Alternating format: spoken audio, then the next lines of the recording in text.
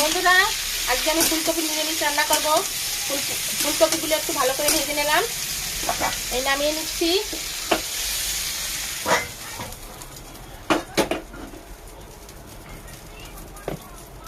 কড়াইতে তেল দিয়ে দিচ্ছি।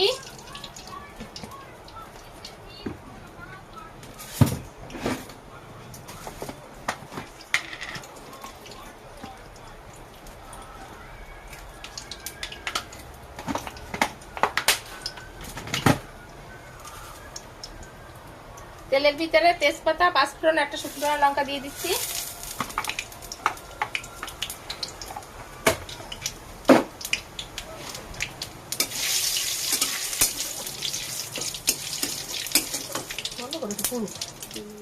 আলুগুলো দিয়ে দিচ্ছি, একটু ভাজা ভাজা করে নিচ্ছি।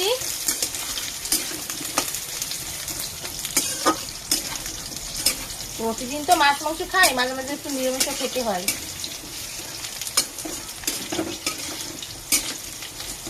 এটা দিয়ে সকালে আমরা রুটি খাবো।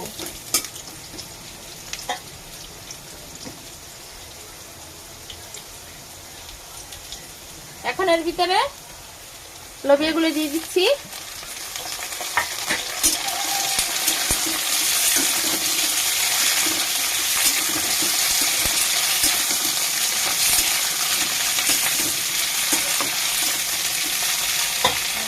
ভাজা হয়ে গেছে, এখন কপি দিয়ে দিচ্ছি, বেঁচে রাখা কপিটা।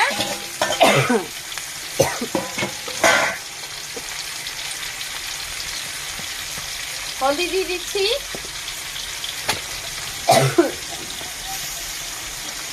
জিরার গুঁড়ি দিয়ে দিচ্ছি,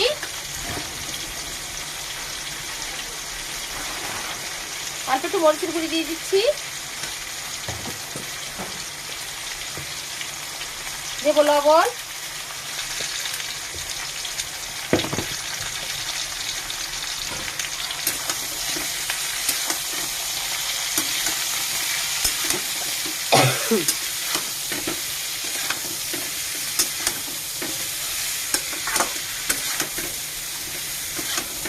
দিয়ে একটু ভালো করে নাড়াচাড়া দিয়ে দিচ্ছি। বাবা একটু ঢাকা দিয়ে দিচ্ছি।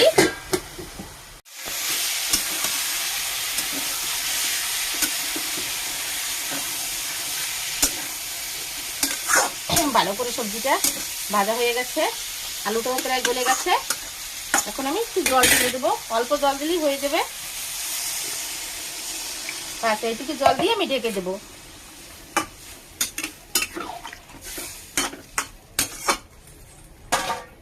ঢেকে দিচ্ছি। বন্ধুরা একটু মিষ্টি দিয়ে দিচ্ছি, তরকারিটা একটু মিষ্টি মিষ্টি লাগবে। আজকে আমার সিম্পল নিরামিষ।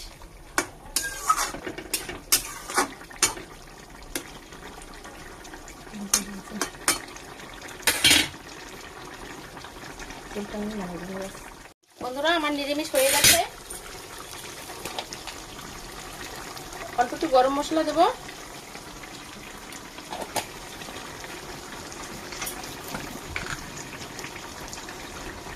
আর একটু ভাজা জিরার গুঁড়ি দেবো।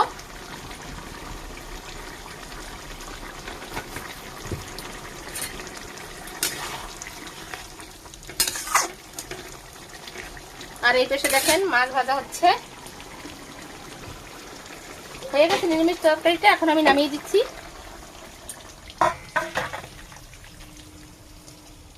এই যে বন্ধুরা, এই দেখেন আমার আলু কপি নিরামিষ হয়ে গেছে, সাথে লোবিও দিয়েছি। এই দেখেন বন্ধুরা তরকারিটা কত সুন্দর হয়েছে। এটা দিয়ে আমরা এখন রুটি খাবো।